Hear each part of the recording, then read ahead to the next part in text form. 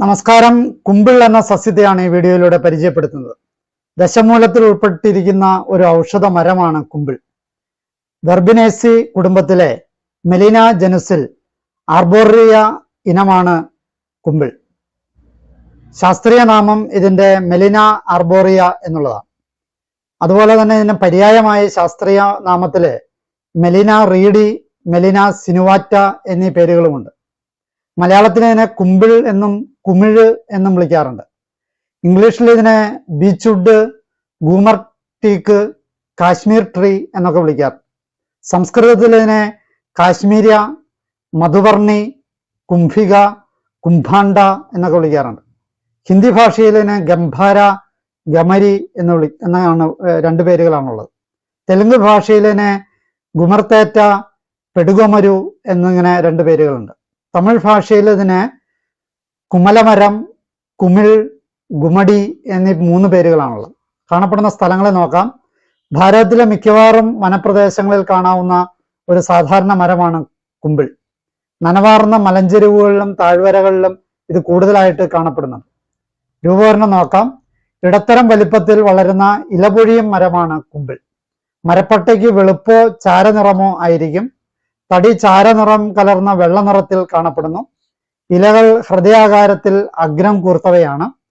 ഇലകൾ സമൂഹമായി വിന്യസിച്ചിരിക്കുന്നു. സഹപത്രങ്ങളുള്ള പൂങ്കുലയ്ക്ക് ഏകദേശം 30 സെന്റിമീറ്റർ വരെ നീളമുണ്ടാകും. പൂക്കൾ വലുതും മഞ്ഞ നിറവും ആയിരിക്കും. ബാഹ്യദളപുടം ദീർഘസ്ഥയായിരിക്കും. സംയുക്ത ദളപുടം പരന്ന് ചോർപ്പിന്റെ ആകൃതിയിൽ കാണപ്പെടുന്നു.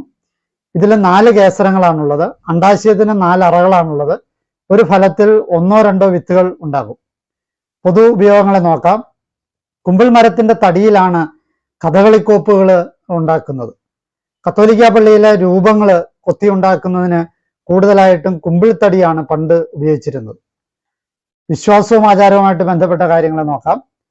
കുമിഴ്, കൂവളം, കടുക്ക, കൊന്ന, നെല്ലി, ദേവതാരം, പ്ലാശ്, അശോകം, ചന്ദനം, പുന്ന, വേങ്ങ, ചെമ്പകം, കരിങ്ങാലി എന്നീ സസ്യങ്ങള് വീടിന്റെ പിന്നിലും പാർശ്വങ്ങളിലും വയ്ക്കുന്നത് നല്ലതാണെന്നാണ് തച്ചുശാസ്ത്രം പറയുന്നത്. രാസഘടകങ്ങളെ നോക്കാം. കുമ്പിൾ മരത്തിന്റെ വേരില് ആൽക്കലോയിഡ്, ബെൻസോയിക് അമ്ലം, സാന്ദ്രത കൂടിയ എണ്ണ എന്നിവ അടങ്ങിയിട്ടുണ്ട്. ഫലത്തിൽ പഞ്ചസാര, ടാർട്ടാറിക് അമ്ലം, ആൽക്കലോയിഡ് എന്നിവ അടങ്ങിയിട്ടുണ്ട്. ഔഷധ മൂല്യത്തെ നോക്കാം. ദശമൂലത്തിൽ ഉൾപ്പെട്ടിരിക്കുന്ന ഒരു ഔഷധമാണിത്. 10 തരം വേരുകൾ ചേരുന്നതിനെയാണ് ദശമൂലം എന്ന് പറയുന്നത്. കൂവളം, മുഞ്ഞ, പാതിരി, പലകപ്പയ്യാനി, ഓരില, മൂവില, ആനച്ചുണ്ട, ചെറുചുണ്ട, ഞെരിഞ്ഞിൽ എന്നിവ ആണ് ഇതിൻ്റെ അകത്തുള്ളത്. ഇതിൽ ആദ്യത്തെ 5 മഹാപഞ്ചമൂലം എന്നും അവസാനത്തെ 5 ഹ്രസ്വപഞ്ചമൂലം എന്നും പറയുന്നു. ഇതിൽ മഹാപഞ്ചമൂലത്തിൽപ്പെടുന്ന ഒന്നാണ് കുമ്പിൾത്തടി, കുമ്പിളിന്റെ വേര്. പാച്ചോറ്റിത്തൊലി, വെട്ടിത്തൊലി, പ്ലാശിൻ തൊലി, കിലുകിലിപ്പ, ചരളം, കുമിഴ്, അരത്ത, കടമ്പ്, കദളിവാഴ, അശോകം, ഏലാവാലുകം, കുഴിമുത്തങ്ങ, എലവിൻ പശ എന്നിവ ചേരുന്നതാണ് ലോദ്രാദി ഗണം. ഈ ഗണം മേധസ്, കഫം, യോഹിഷ് ദോഷം, വിഷം എന്നിവയൊക്കെ ശമിപ്പിക്കുന്നതും മലാദികളെ സ്തംഭിപ്പിക്കുന്നതും ശരീരത്തിന് നിറമുണ്ടാക്കുന്നതുമാണ്. കുമ്പിൾ മരത്തിന്റെ വേര്, പൂവ്, കായ്, ഇല എന്നിവയാണ് മരുന്നുണ്ടാക്കാൻ ഉപയോഗിക്കുന്ന ഭാഗങ്ങൾ. കുമ്പിള് നല്ലൊരു വേദന സംഹാരിയും മൂത്രളവും വിഷഹരവുമാണ്. നീർതാഴ്ച, ജലദോഷം, ജ്വരം, ഗൊണോറിയ, വാദം, വേദന, നീര്, പഴകിയ തലവേദന, നാഡീദൗർബല്യം, വ്രണങ്ങൾ തുടങ്ങിയവന്റെ ചികിത്സയ്ക്ക് ഇത് ഉപയോഗിക്കാറുണ്ട്.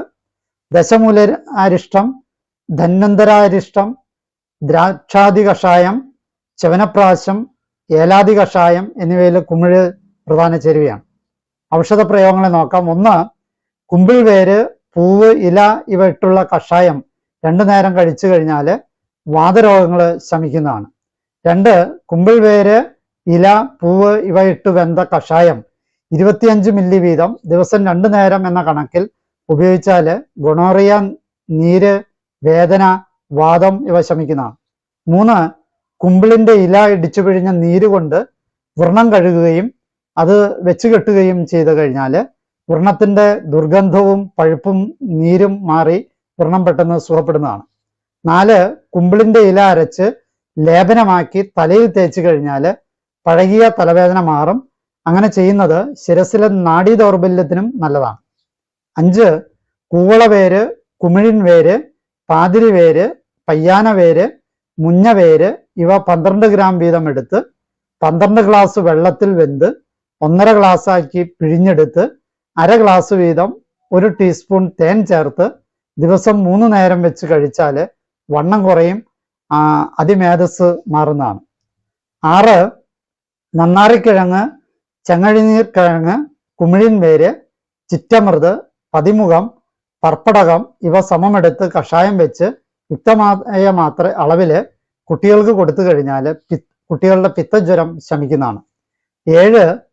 നീരിന്, ശരീരത്തിൽ നീരുണ്ടാകുന്നതിന് കുമിഴിൻ വേര്, കൂവളവേര്, പൂപ്പാതിരി വേര്, പലകപ്പയ്യാനി വേര്, മുഞ്ഞവേര് എന്നിവ ഓരോ ഭാഗം, തഴുതാമ വേര് 5 ഭാഗം, ചുക്ക് 2 ഭാഗം ഇങ്ങനെ ചേർത്ത് കഷായം വെച്ച് തിപ്പലി, പഞ്ചസാര ഇവ മേമ്പൊടി ചേർത്ത് കഴിക്കുക. അങ്ങനെ ചെയ്താൽ നീര് മാറുന്നതാണ്, ശരീരത്തിലെ നീര്. 8. രാമച്ചം, ഇരട്ടിമധുരം, മുന്തിരിങ്ങ, കുമിഴിൻ വേര്, കരിങ്കൂവളക്കിഴങ്ങ്, ചിറ്റീന്തൽ, പതിമുഖം, ഇരിപ്പക്കാതല്, കുറുന്തോട്ടി വേര് ഇവ സമമെടുത്ത് കഷായം വെച്ച് കൊടുത്താൽ കുട്ടികൾക്കുണ്ടാകുന്ന വാതപിത്ത ജ്വരം, പിച്ചും പേയും പറയുക, ജ്വരം കൊണ്ടുള്ള മോഹാലസ്യം, ബോധക്ഷയം, ദാഹം എന്നിവ ശമിക്കുന്നതാണ്. 9. ഗർഭിണികൾക്ക് അവരുടെയും കുഞ്ഞിന്റെയും നന്മയ്ക്ക് വേണ്ടിയിട്ട് ഗർഭിണിയായിരിക്കുമ്പോൾ 5-ാം മാസം പാൽക്കഷായം നൽകേണ്ടതാണ്. നാൽപ്പാമരത്തൊലിയും അതിൻ്റെ മൊട്ടും, കുമിഴിൻ വേരും, ചെറുവഴുതന വേരും, വെൺവഴുതന വേരും ചേർത്ത് പാൽക്കഷായം ഉണ്ടാക്കി നെയ്യും ചേർത്ത് രാവിലെയും വൈകിട്ടും കൊടുക്കുകയാണ് ചെയ്യേണ്ടത്. 10. വാതജ്വരം കുറയ്ക്കാൻ അമൃത്, നെല്ലിക്കാത്തോട്, കുമിഴിന്റെ വേര് തുടങ്ങിയ ഔഷധങ്ങൾ സമം ചേർത്ത് കഷായമാക്കി സേവിച്ചു കഴിഞ്ഞാൽ കുറയുന്നതാണ്. 11. അമൃത്, നറുനീണ്ടിക്കിഴങ്ങ്, തഴുതാമ വേര്, മുന്തിരി, ശതകുപ്പ തുടങ്ങിയവ ഉപയോഗിച്ചുണ്ടാക്കുന്ന ഉടുച്ചാതി കഷായം വാതജ്വരത്തിന് ഉത്തമമാണ്. കൃഷി വിവരങ്ങളെ നോക്കാം. എങ്ങനെയാണ് കൃഷി ചെയ്യണമെന്ന് നോക്കാം. 1.5 അടി ആഴത്തിലും സമചതുരത്തിലും എടുത്ത കുഴികളിൽ 10 കിലോഗ്രാം ജൈവവളവും മേൽമണ്ണും ചേർത്ത് മൂടി വർഷകാല ആരംഭത്തോടെ തൈകൾ നടാം. തൈകൾ തമ്മിൽ 20 അടി അകലം വേണം. 1 ഏക്കറിൽ 100 തൈകൾ നടാൻ പറ്റും. ആദ്യത്തെ 2 വർഷം നനയും ശുശ്രൂഷയും കളയെടുക്കലും ഒക്കെ ആവശ്യമാണ്. പ്രതിവർഷം 20 കിലോഗ്രാം വീതം ജൈവവളവും ചേർക്കണം. 10-ാം വർഷം അതിൻ്റെ വിളവെടുക്കാം. ഒരു മരത്തിൽ നിന്ന് 400 കിലോഗ്രാം വരെ വേര് ലഭിക്കുന്നതാണ്. ഈ അറിവുകൾ നിങ്ങൾക്ക് പ്രയോജനപ്പെട്ടു എന്ന് ആശംസിക്കുന്നു. ഇതിൽ പറഞ്ഞ ഔഷധ പ്രയോഗങ്ങൾ വിദഗ്ധനായ വൈദ്യന്റെ മേൽനോട്ടത്തിൽ വേണം ചെയ്യാനെന്ന കാര്യം ഓർമ്മപ്പെടുത്തുന്നു. എന്നെ ശ്രവിച്ച നിങ്ങൾക്ക് നന്ദി. നല്ല നമസ്കാരം.